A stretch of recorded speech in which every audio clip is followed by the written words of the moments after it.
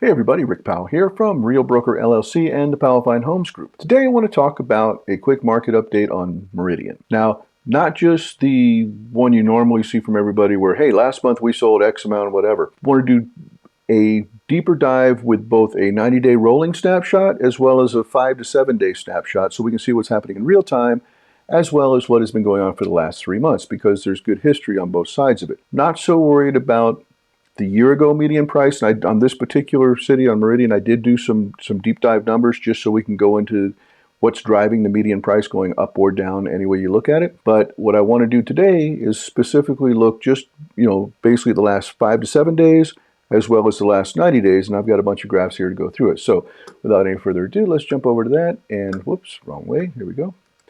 And there we go. There it is.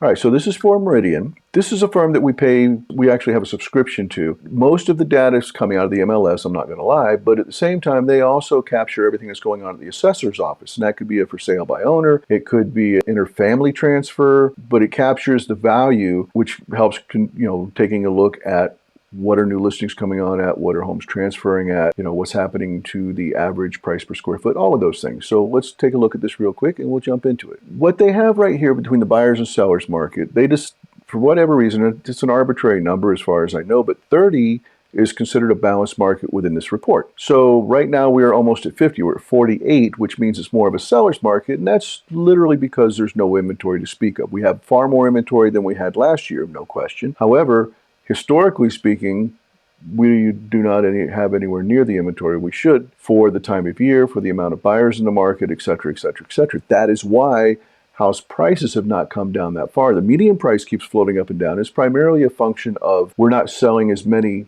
high-end homes as we were before. So when you sell more of the low end, that brings the median price down. It doesn't mean your house is worth 20% less than it was this time last year. It just means because money's more expensive, we're selling far fewer high-end homes and far more low-end homes, and we'll go into that in just a second. Looking at this real-time market profile, the median list price right now is in Meridian is $609,000, almost $610,000. The median price of new listings is $535,000, which means we're selling more. We have more homes coming out on the lower end. Price per square foot, I have to be honest, I don't really pay a lot of attention to price per square foot simply because there are too many levers that drive that one. And for example, say you sell two houses on the same street, one's 1,200 feet, one's 2,400 feet, price per square foot gets far lower on the bigger house simply because you're dividing the sales price by the number of square feet in the house. Smaller house has a much higher dollar per square foot. Bigger house has a lower dollars per square foot in the same neighborhood. But what if one house has much better upgrades on the inside? All of those affect the price per square foot. So we use it when it's an outlier. Say we're looking at a neighborhood where the homes traditionally sell for $300 a square foot, and then we have a house that pops up and it's $500 a square foot. At that point, I'm definitely going to take a look at why it's such an outlier. And in that particular snapshot, dollars per square foot will mean a lot more than it usually does to us. We track it, but we don't pay a lot of attention to it, if that makes sense. If you have questions on that, call me. I'll be happy to walk you through it. Average days on market. And again, this is a lagging indicator, 75 days. I can tell you right now, we're seeing homes sell much quicker than that. Median days on market, which is right in the middle of all the homes for sale, is 42 days, and they're still selling quicker than that for the houses that are priced correctly. We've had 38 homes have had a price decrease. 4%, interestingly, have raised their price since they came in the market. And we've had 9% relisted, which is in line with what we've been seeing lately. 295 homes for sale in Meridian right now. Median rent, not that we ever talk about rent, but the median rent right now in Meridian is $2,325. And like we said earlier, the market action index, which is this graph over here, is at 48. So let's go into individual graphs on all these. One last thing here, when they talk about market segments, they're taking all the homes for sale on the market, and then they're going to have the lowest price 25%, then there's the next level, which is between 25 and 50%. Then the next higher price above that is going to be the 50 to 75 percentile, and then over 75% to 100% will be the median price is 900,000 there. So when we talk about quartiles, they're just breaking up all the homes for sale by price point. 25% are below 450, 25% are between 450 and 570. Another 25% are between 570 and 700 roughly. And then the last 25%, the highest price, are between 700 and up to over $1 million. Median list price, this tracks it going back from April 2018. Median was about 375 or so. Then we get into COVID right about here, and you see things popping up here. May 2021 came up, 2022. It had a pop right there at the end of 2021. Just for the dotted line is a 7-day rolling average. So there were a bunch of higher end homes sold just in that week right there. And then it dropped back down to follow the trend.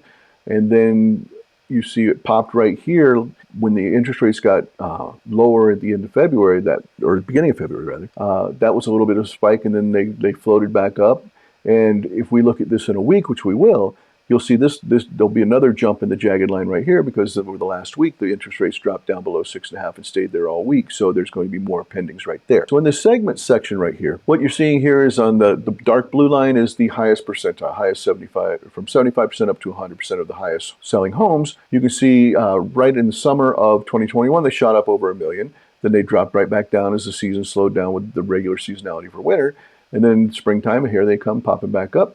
May 22, then all the interest rates came up right in June. So then you see it's falling down, and it's been trending right around 850, 900 right there, where it was over $1 million in these sections here. And you can see the same thing for the 690 one is up here, 495.90 right there, and then the sub $500,000 ones are there. Price per square foot we talked about, that's following the sale median line. I wouldn't worry about that too much. Inventory is an interesting picture.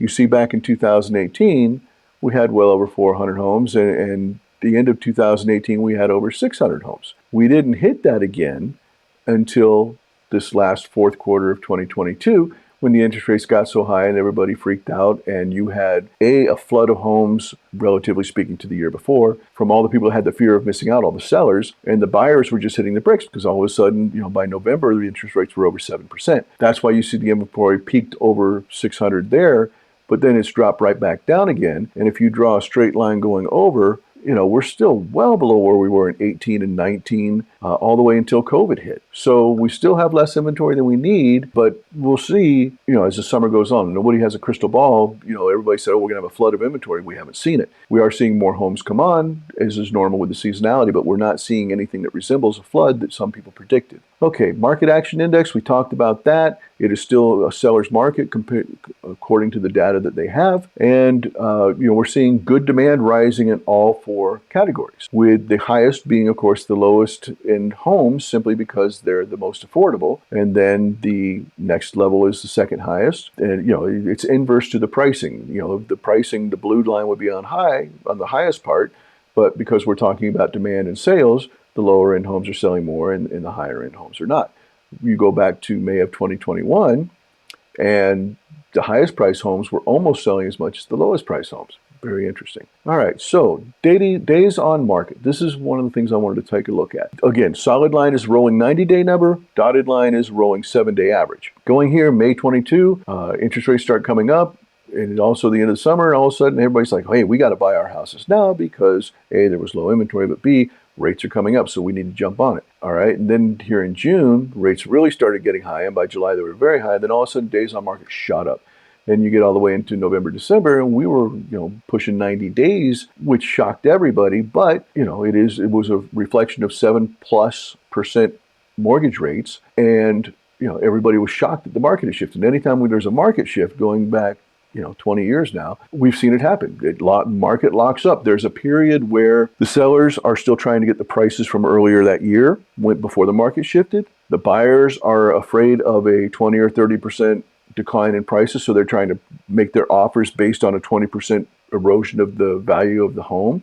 So nobody's getting realistic, so you don't see any sales. It really just locks right up. However, when we started seeing some sense of normalcy and rates were coming down in January, days on market came down. And you see on the 90-day average, it came down, and they're sitting right around 48 days, 45 days, 48 days. But the 7-day rolling average is sitting right at 40. But we know in real time, they're selling closer to 20 and 30 days if they're priced right. Segment, same thing. They're following all the trend no matter what the price point is. But again, you see the lowest price point dropping the quickest because that's where all the action is right now.